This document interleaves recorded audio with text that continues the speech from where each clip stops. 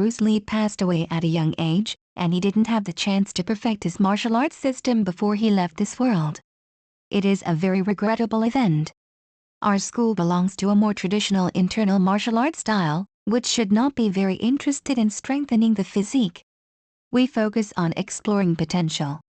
That is, to unearth what you already have, but to say to enhance what you originally do not have enough strength in, we really have no interest at all. This leads to a perspective on some fighting techniques being different from others.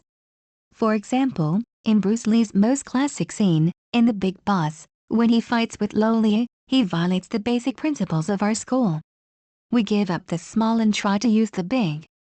Train the body to be as flexible as the arms and legs, so that in fighting, you do not actively use the arms and legs to exert force. Because the body is stronger than the arms and legs. As long as the two move at the same frequency, the arms do not want to exert force.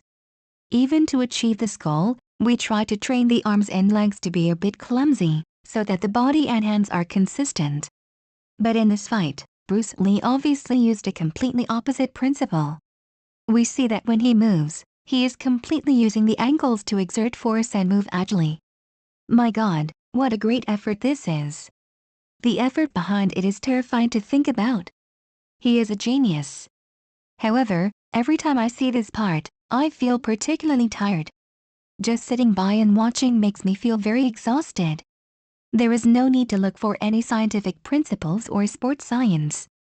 Driving the big with the small is definitely a super overdraft way of exercising. Bruce Lee's martial arts system has made a huge overdraft in terms of strengthening oneself, enhancing oneself, and driving the big with the small. It is very obvious on him.